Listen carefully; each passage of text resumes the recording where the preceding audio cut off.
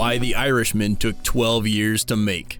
The verdict is out. Multi-awarded filmmaker Martin Scorsese's latest magnum opus, The Irishman, is definitely one of 2019's most important films every movie aficionado should keenly watch. Since its world premiere at the 57th New York Film Festival on September 27, 2019, and a dozen screenings in various international film festivals, critics have been agog and heaping praises for the film. It stars particularly Robert de Niro, Joe Pesci and Al Pacino, screenwriter Steven Zaillian, editor Thelma Schoonmaker, and of course, the genius behind it, the Martin Scorsese. The Guardian's Peter Bradshaw calls The Irishman Scorsese's finest film in 30 years. Business Insider's Jason Guerrasio says Scorsese's storytelling is at its creative peak, and Robert De Niro delivers an incredible performance playing a character from his 40s to his 80s. While Time's Stephanie Zacharek gave The Irishman a perfect score, even Guillermo del Toro, 2018 Oscar awardee for Best Director and Best Picture, calls it a masterpiece.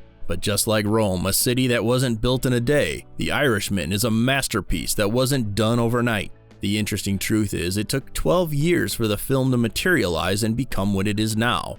So, we'll take you on the long, colorful, and passionate journey of The Irishman.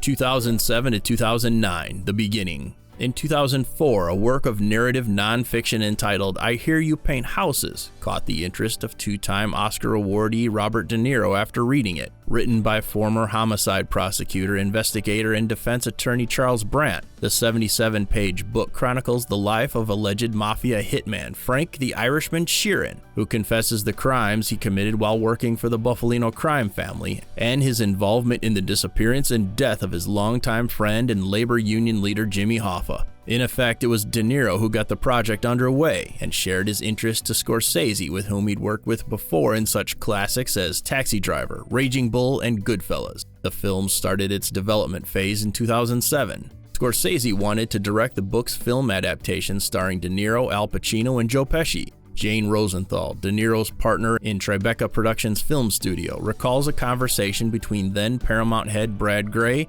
and Scorsese's team paved the way for screenwriter Steven Zaillian to write the screen adaptation. In August 2009, Scorsese and Zaillian met with author Brandt, who added his inputs. This required more time to do over the script with new plot materials, so Scorsese meanwhile went on to direct 3 films: Hugo, The Wolf of Wall Street, and Silence. 2014 to early 2017, the resumption and Netflix's assumption of the project. After years of development hell, talks about resuming the production of The Irishman surfaced when Pacino confirmed in September 2014 that the film would be Scorsese's next project after Silence. In October 2015, De Niro stated that the film was still happening and could start filming in 2016, and Zaillian was confirmed as a screenwriter. Scorsese wanted to use de-aging technology to enable De Niro, Pesci, and Pacino to play 40-year-old versions of their characters. Visual effects company Industrial Light and Magic agreed to develop the prerequisite visual effects and did a test reel by recreating a scene of De Niro's in Goodfellas to see if the de-aging could work. When De Niro himself saw the demo, the actor said, "I thought I can extend my career another 30 years. In May 2016, Mexican production company Fabrica de Cine closed the deal to finance the film for $100 million, and through that deal, Paramount Pictures would retain domestic rights.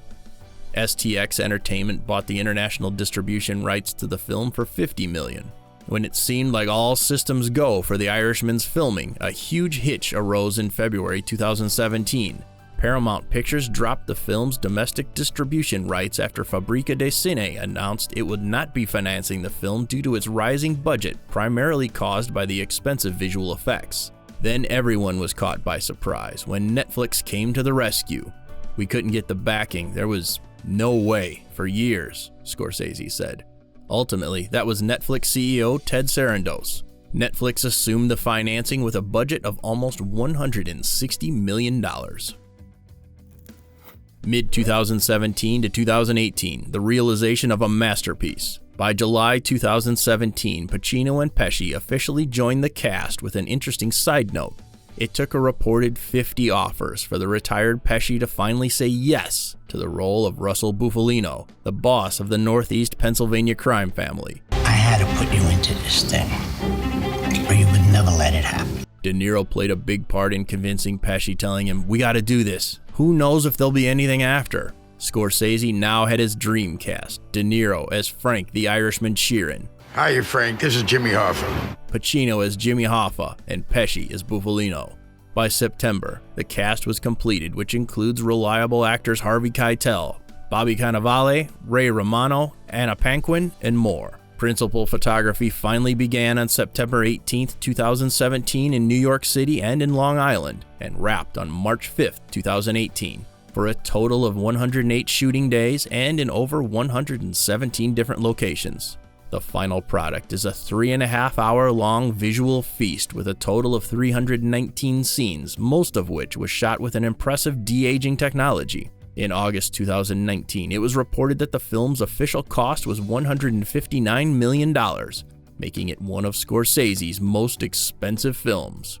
12 years is such a long wait for The Irishman, but all the world is waiting for is something truly worth waiting for. Scorsese, De Niro, and Pacino are deemed highly accomplished artists in their own rights. And although The Irishman is definitely not their swan song yet, the film certainly cements their legendary status in modern Hollywood and beyond. Thanks for watching. Please like and share this video with your friends and subscribe to our channel for your daily dose of voodoo videos.